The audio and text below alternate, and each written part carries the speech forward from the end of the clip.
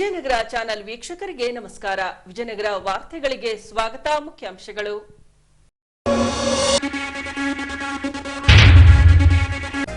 ರಾಜ್ಯದ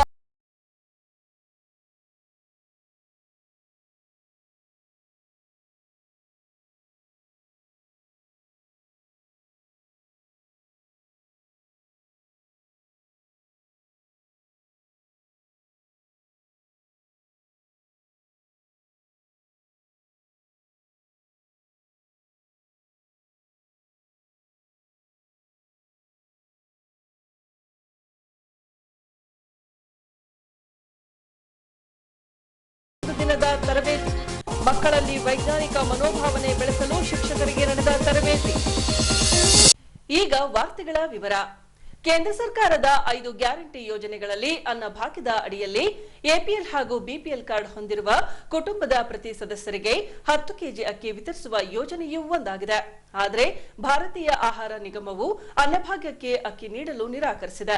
ಈ ಹಿನ್ನೆಲೆಯಲ್ಲಿ ದಿನಾಂಕ 20ರಂದು ಕಾಂಗ್ರೆಸ್ ಪಕ್ಷದಿಂದ ಪ್ರತಿಭಟನೆ ನಡೆಸಿ ಕೇಂದ್ರ ಸರ್ಕಾರದ ನೀತಿಯನ್ನ ಖಂಡಿಸಿದ್ದಾರೆ. ಇವರ ಪ್ರತಿಭಟನೆಗೆ ಸಿಪಿಐಎಂ ಪಕ್ಷ ಸೇರಿದಂತೆ ರೈತ ಸಂಘಟಕರು ಬೆಂಬಲ ಸೂಚಿಸಿದ್ದಾರೆ. ಹೌದು, 2023ರ ವಿಧಾನಸಭಾ ಚುನಾವಣೆಯ ಪ್ರಚಾರದ ಸಂದರ್ಭದಲ್ಲಿ ಕಾಂಗ್ರೆಸ್ ಪಕ್ಷದಿಂದ 5 ಗ್ಯಾರಂಟಿ ಯೋಜನೆಗಳನ್ನು ಜಾರಿಗೆ ತರುವುದಾಗಿ ಭರವಸೆ ನೀಡಿತ್ತು.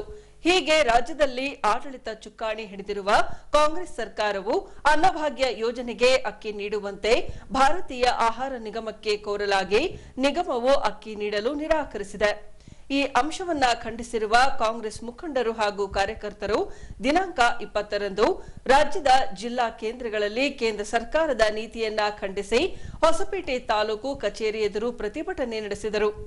ದುಡ್ಡು ಕೊಟ್ಟು ಅಕ್ಕಿ ಖರೀದಿಸುತ್ತೇವೆಂದರೂ ಭಾರತೀಯ ಆಹಾರ ನಿಗಮವು ಅಕ್ಕಿ ಕೊಡಲು ಒಪ್ಪುತ್ತಿಲ್ಲ.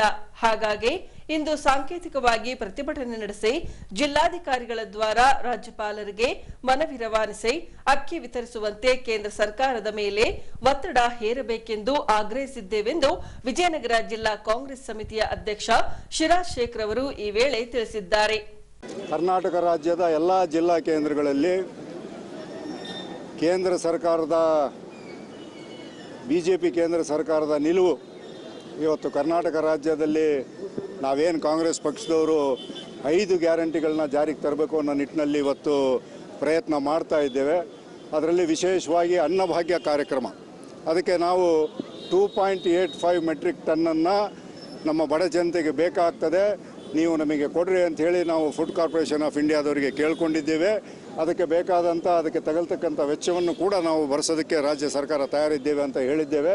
ಅದಕ್ಕೆ ಅವರು ಮುಂಚೆ ಒಪ್ಪಿಗೆ ಕೊಟ್ಟು ನಂತರ BJPಯವರ ಕುತಂತ್ರದಿಂದ BJP ಸರ್ಕಾರದವರು ಇವತ್ತು ನಮಗೆ ಅಕ್ಕಿ ಕೊಡೋದಕ್ಕೆ ನಿರಾಕರಿಸಿದ್ದಾರೆ. ಆದ್ದರಿಂದ ನಾವು ಎಲ್ಲ ಜಿಲ್ಲಾ ಕೇಂದ್ರಗಳಲ್ಲಿ ಜಿಲ್ಲಾ ಕಾಂಗ್ರೆಸ್ನ ವತಿಯಿಂದ ಅಲ್ಲಿರ್ತಕ್ಕಂಥ ಎಲ್ಲ ಶಾಸಕರು, ಪದಾಧಿಕಾರಿಗಳು, ಬ್ಲಾಕ್ ಕಾಂಗ್ರೆಸ್ ಅಧ್ಯಕ್ಷರು ಇವರೆಲ್ಲರೂ ಸೇರಿ ಒಂದು ಸಾಂಕೇತಿಕ ಪ್ರತಿಭಟನೆಯನ್ನು ಮಾಡ್ತಾ ಇದ್ದೇವೆ.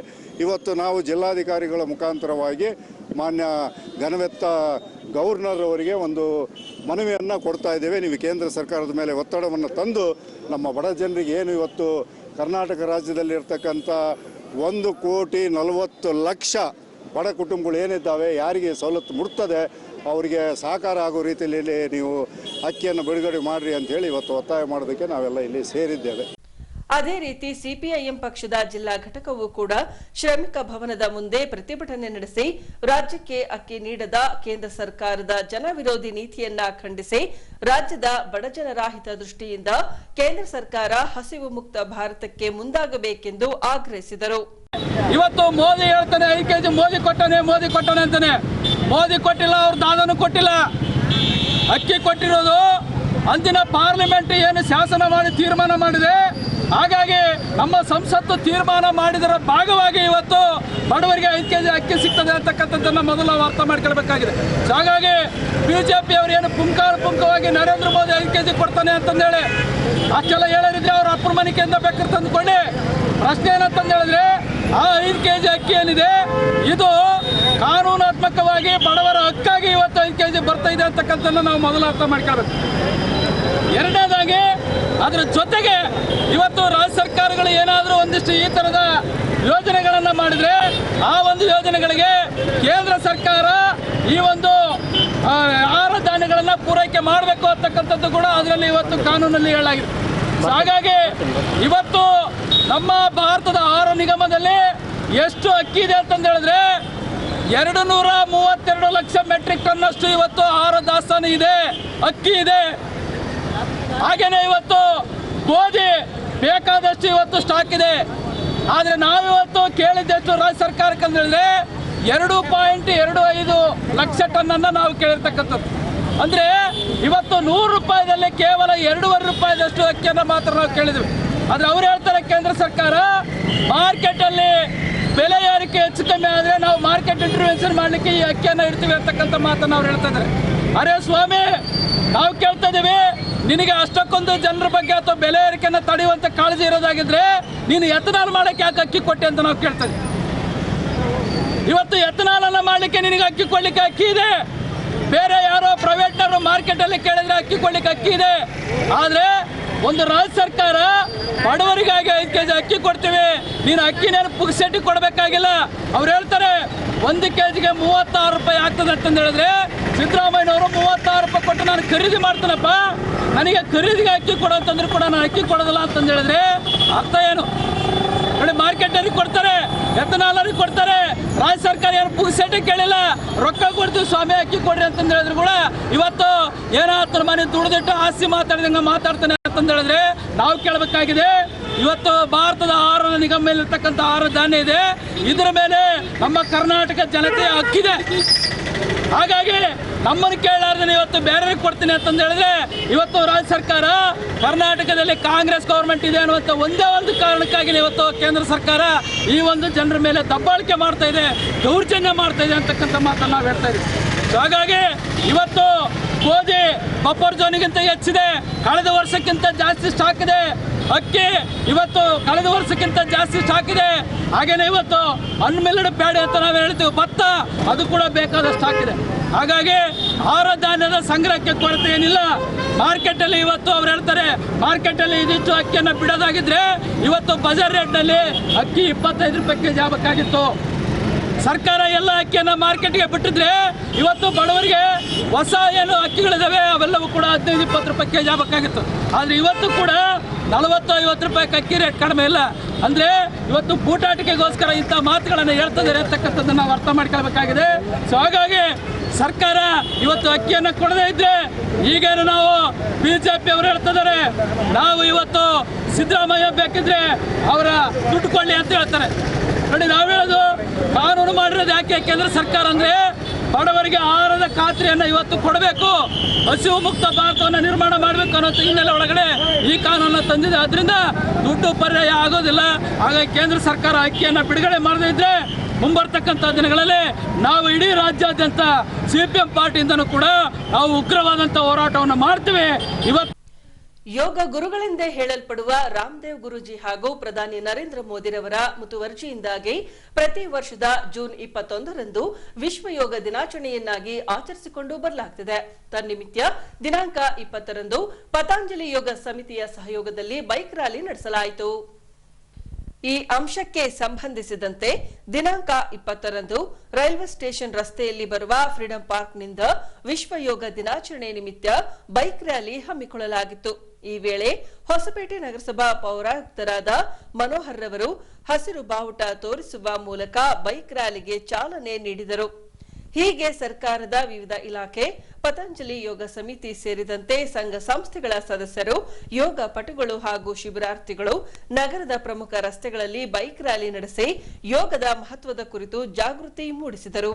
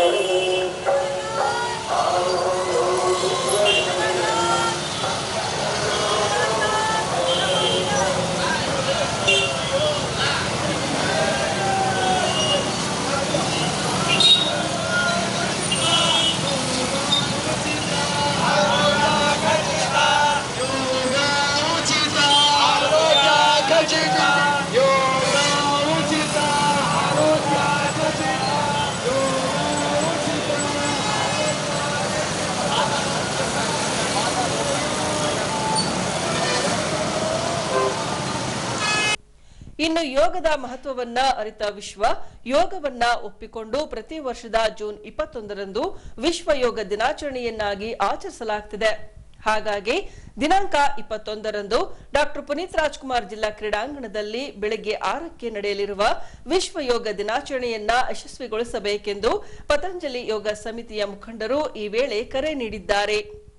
ಇವತ್ತು ಇಡೀ ವಿಶ್ವಕ್ಕೆ ಭಾರತ ನೀಡತಕ್ಕಂಥ ಕೊಡುಗೆ ಅದುವೇ ಯೋಗವಾಗಿದೆ. ಯೋಗವು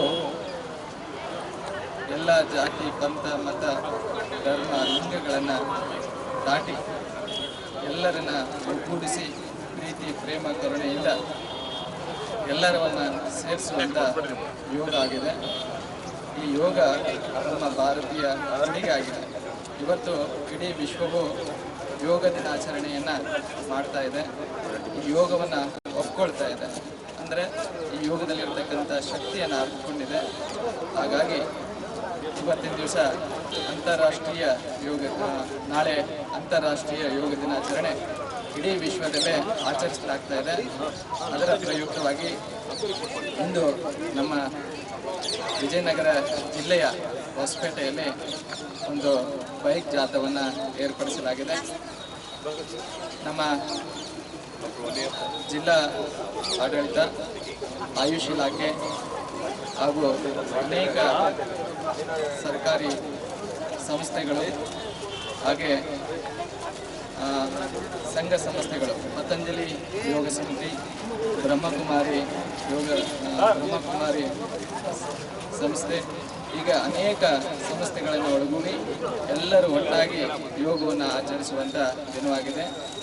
ನಾಳೆ ದಿವಸ ನಮ್ಮ ವಿಜಯನಗರ ಜಿಲ್ಲೆಯ ಡಾಕ್ಟರ್ ಪುನೀತ್ ಕುಮಾರ್ ಜಿಲ್ಲಾ ಕ್ರೀಡಾಂಗಣದಲ್ಲಿ ಬೆಳಗ್ಗೆ 6 ಗಂಟೆಗೆ ವಿಶೇಷವಾದ ಈ ಯೋಗ ದಿನಾಚರಣೆಯನ್ನು ಜಿಲ್ಲಾ ಆಡಳಿತದ ನೇತೃತ್ವದಲ್ಲಿ ನಡೀತಾ ಇದೆ. ಹಾಗಾಗಿ ಎಲ್ಲ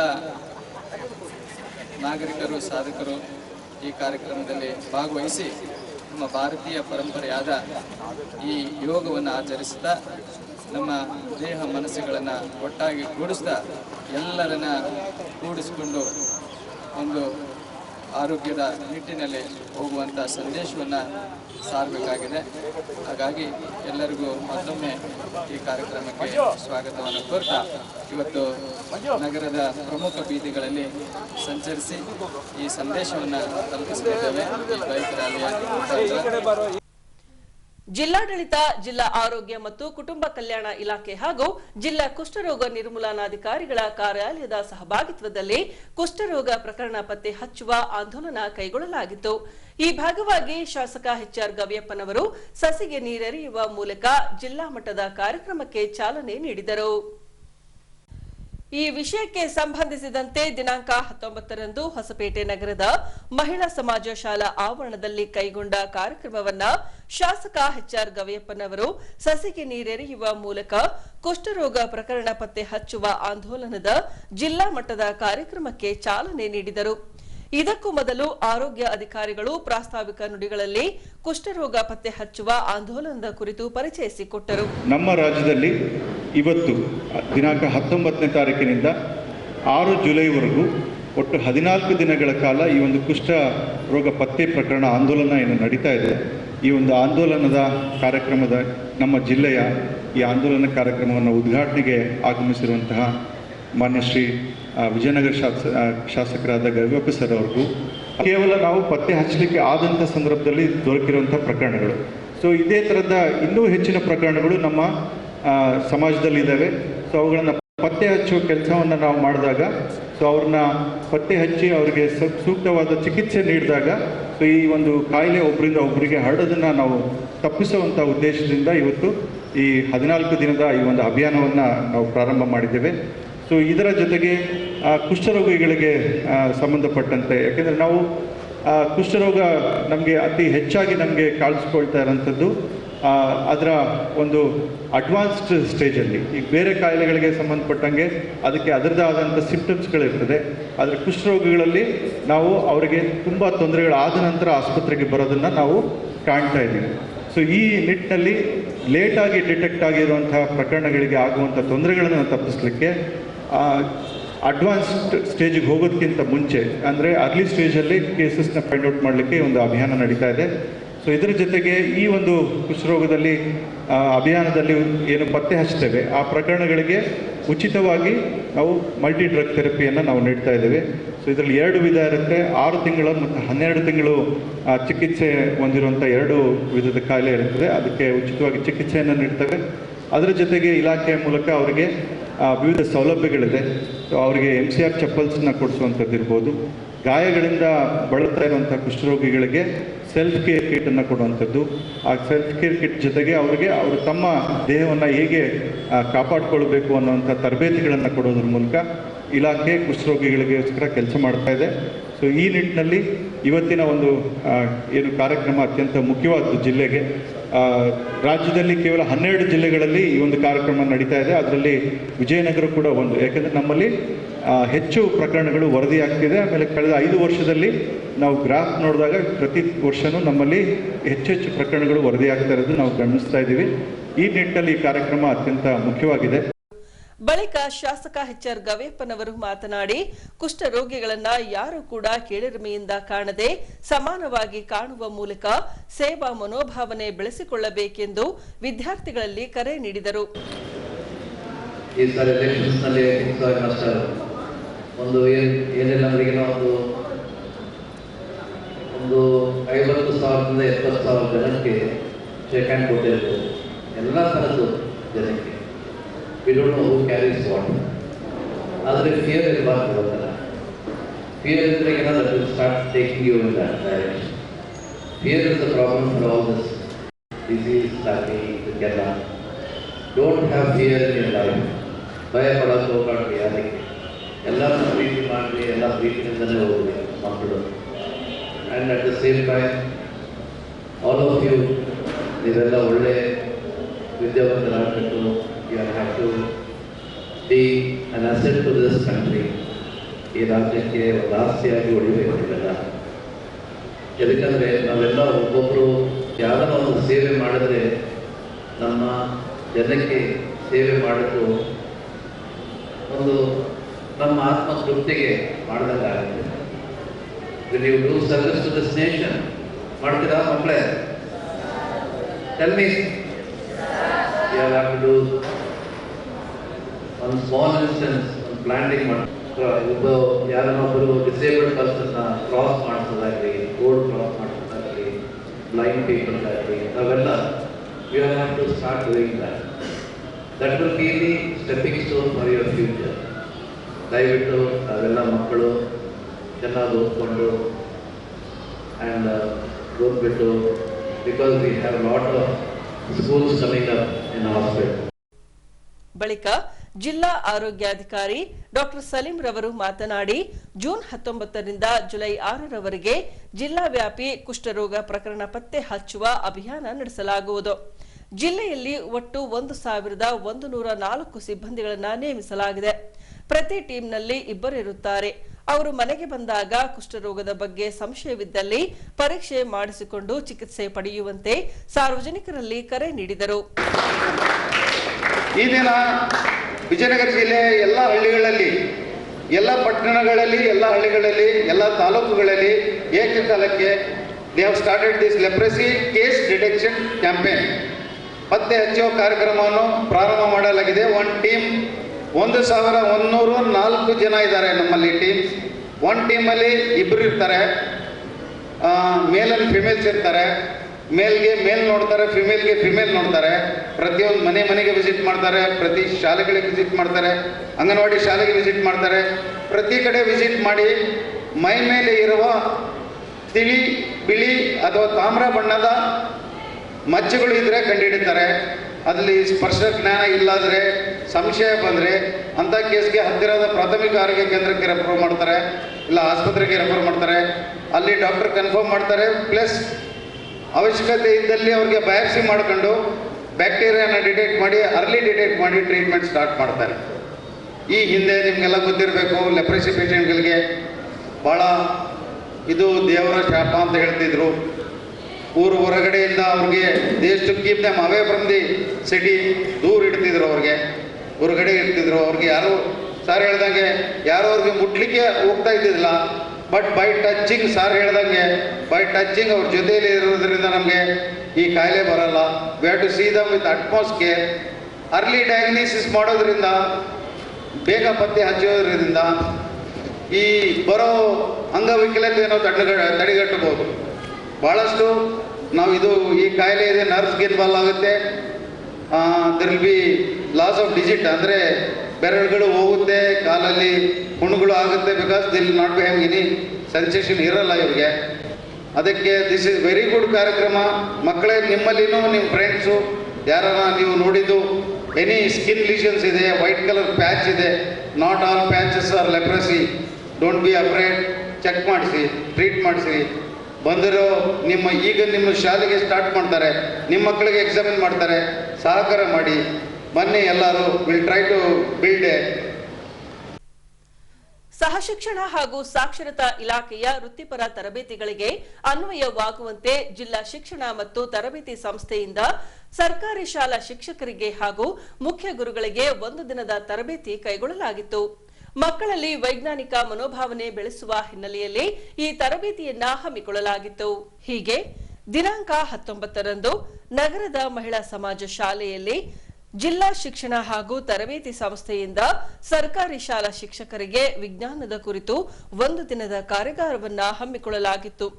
ಈ ವೇಳೆ ಜಿಲ್ಲಾ ಮಟ್ಟದ ಸಂಪನ್ಮೂಲ ವ್ಯಕ್ತಿಯೊಬ್ಬರು ಮಾತನಾಡಿ, ರಾಷ್ಟ್ರೀಯ ಸಾಕ್ಷರತಾ ಯೋಜನೆಯ ಅಡಿಯಲ್ಲಿ ಪ್ರತಿಯೊಂದು ಶಾಲೆಗೆ ಸೈನ್ಸ್ ಕಿಟ್ ವಿತರಿಸಲಾಗುತ್ತಿದೆ.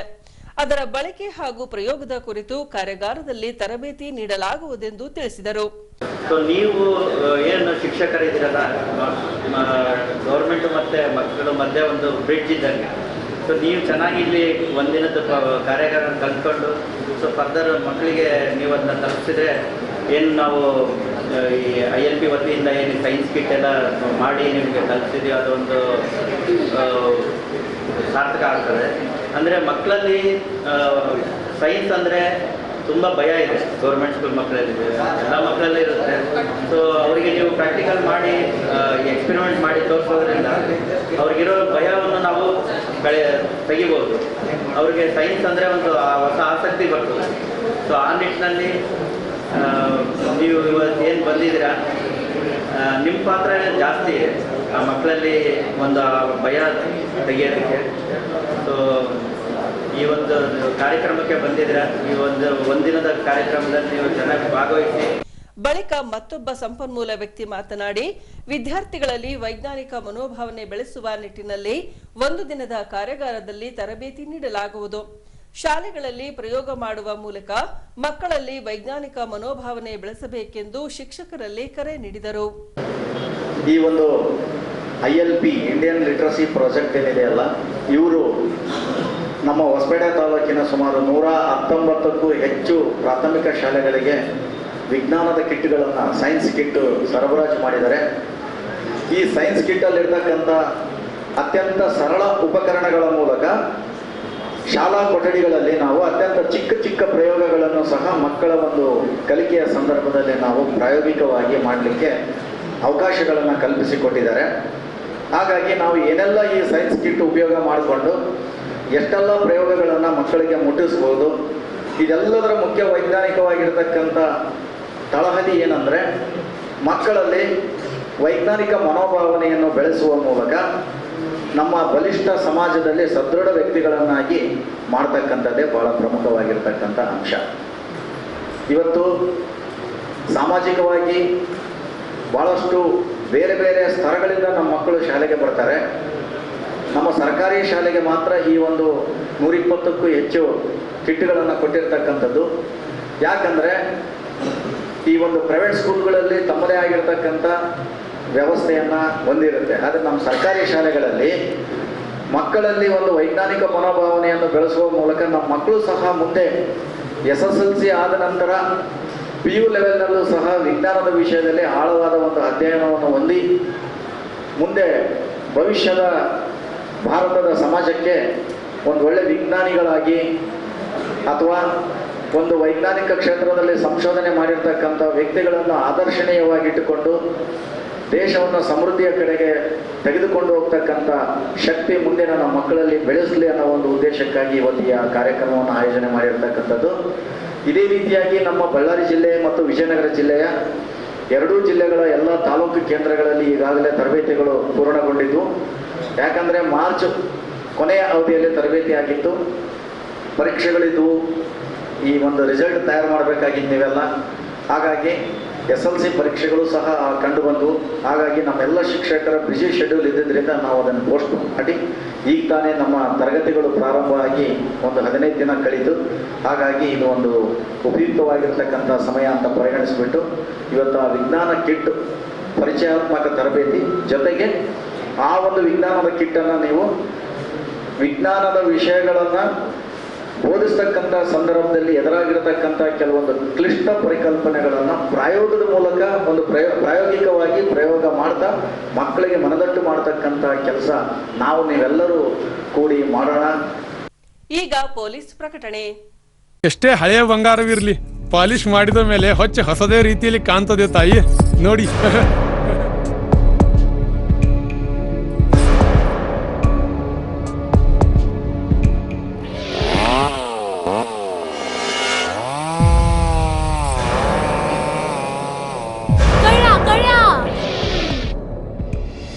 ತಾಯಿ, ನಿಮ್ ಮೈ ಮೇಲೆ ಅದೋ ಹೊಲಸು ಬಿದ್ದಿದೆ.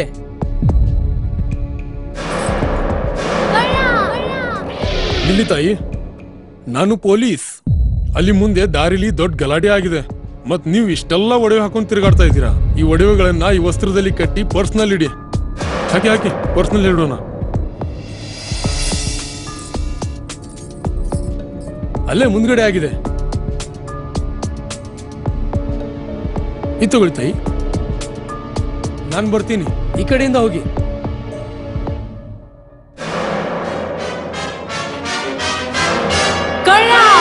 ಇಂತಹ ಮೋಸದ ಸಂಗತಿ ನಿಮಗೂ ನಡೆಯಬಹುದು. ತಮ್ಮ ಬೆಲೆ ಬಾಳುವ ಒಡವೆ ಆಭರಣ ವಸ್ತುಗಳನ್ನು ಎಚ್ಚರಿಕೆಯಿಂದ ಕಾಪಾಡಿ.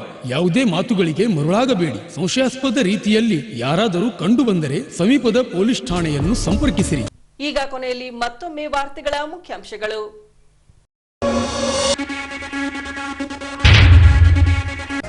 ರಾಜ್ಯ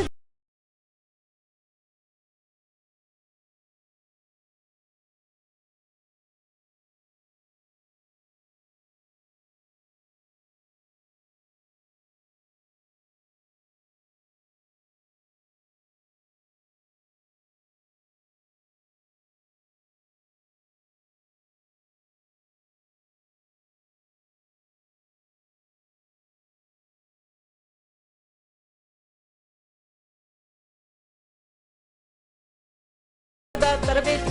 ಮಕ್ಕಳಲ್ಲಿ ವೈಜ್ಞಾನಿಕ ಮನೋಭಾವನೆ ಬೆಳೆಸಲು ಶಿಕ್ಷಕರಿಗೆ ನಡೆದ ತರಬೇತಿ. ಇಲ್ಲಿಗೆ ವಾರ್ತಾ ಪ್ರಸಾರ ಮುಕ್ತಾಯವಾಯಿತು. ವಂದನೆಗಳೊಂದಿಗೆ ನಯನ ಉಮೇಶ್.